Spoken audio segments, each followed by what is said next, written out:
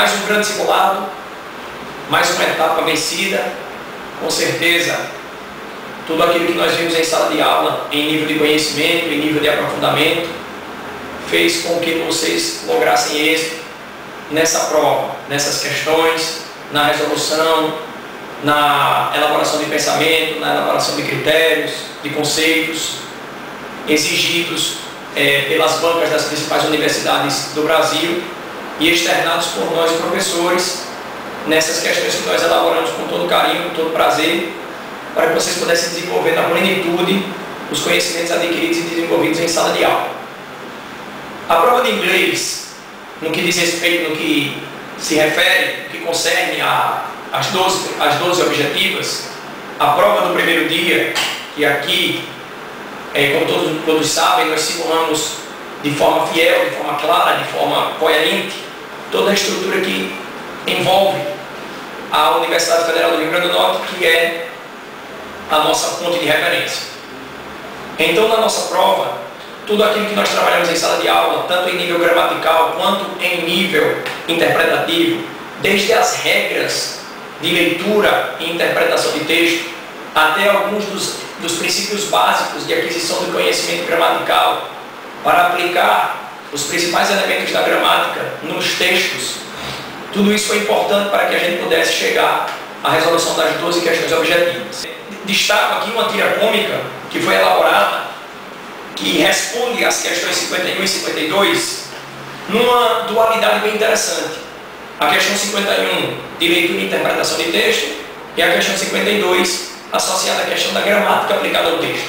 Nós temos aqui expressões como o verbo must, que é um verbo modal, que é um verbo anômalo, que é um verbo auxiliar, visto em sala de aula, trabalhado demasiada e exaustivamente. Nós temos aqui também a presença da coesão referencial, de elementos de coesão referencial, no caso, anafóricos. Nós temos aqui também a presença de operadores coesivos de contraste, como o but, que é o nosso mas em português, as relações de contraste, de adição, de explicação, certo? De causa e consequência, todas elas fazem parte também da estrutura padrão da gramática da língua inglesa. Nós temos uma semelhança muito grande com a gramática da língua portuguesa. O aluno que é bom em português, com certeza, ele vai entender melhor as propriedades da prova de língua inglesa. Então, aqui na questão 52, ele questiona o aluno acerca do verbo modal must, associando o verbo must à questão da obrigatoriedade. E isso é verdade. Em termos de definição, isso é indiscutível. Acontece que o texto traz uma novidade. O verbo must com sentido de dedução, de conjectura, de especulação. Então isso fez com que algumas pessoas tivessem que pensar um pouco antes de marcar a alternativa correta. Porque foi dito em sala de aula que os verbos são anômalos exatamente pelo fato de serem surpreendentes, de apresentarem características inusitadas que os outros verbos não apresentam. Eles não são verbos comuns, eles têm um comportamento diferenciado. Então isso tem que ser levado em consideração. Na letra P de bola, ele fala do termo but, que aí entra como operador coesivo de contraste. E ele fala da contradição à afirmação anterior, reforçando a ideia de contraste. Fala da palavra they, que é o verbo, que é o sujeito, o sujeito, que é o pronome pessoal do caso reto, que está sendo trabalhado como elemento de coesão referencial, certo? Nesse caso anafórico, por tratar-se de uma referência, de uma retomada a um elemento que está posicionado anteriormente a ele. E, por último, algumas expressões que foram citadas no texto para garantir a situação de humor da tira cômica.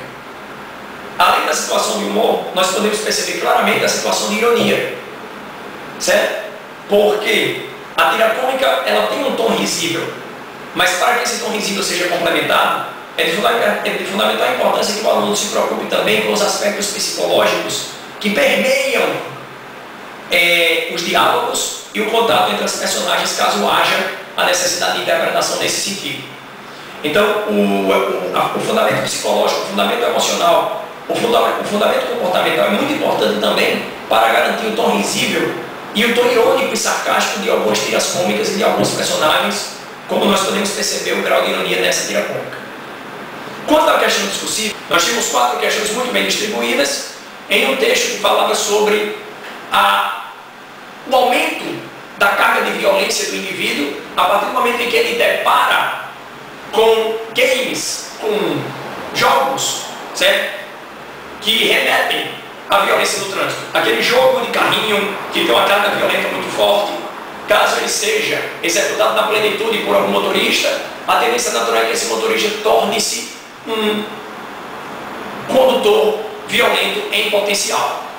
Então essa dinâmica foi trabalhada de forma muito clara nesse texto de questões discursivas e nós temos certeza e plena convicção de que o nosso aluno conseguiu articular muito bem as ideias, não só pelo conhecimento de língua inglesa que ele tem, mas também pela transmissão dos padrões de correção da universidade que nós incentivamos todas as semanas, certo? E em todas as aulas também. Então, pegando o seu conhecimento de mundo, associado à questão da informação que tem no texto, e outros fatores de textualidade, como a intertextualidade, que está associada à questão da interdisciplinaridade, associado também ao fato de você ser um bom redator em língua portuguesa, indubitavelmente, todas as suas dúvidas, todas as suas questões foram respondidas com bastante cuidado, com bastante cautela. Consiga definitivamente colocar em prática tudo aquilo que ele vê em sala de aula. Um abraço a todos, estou à disposição para quaisquer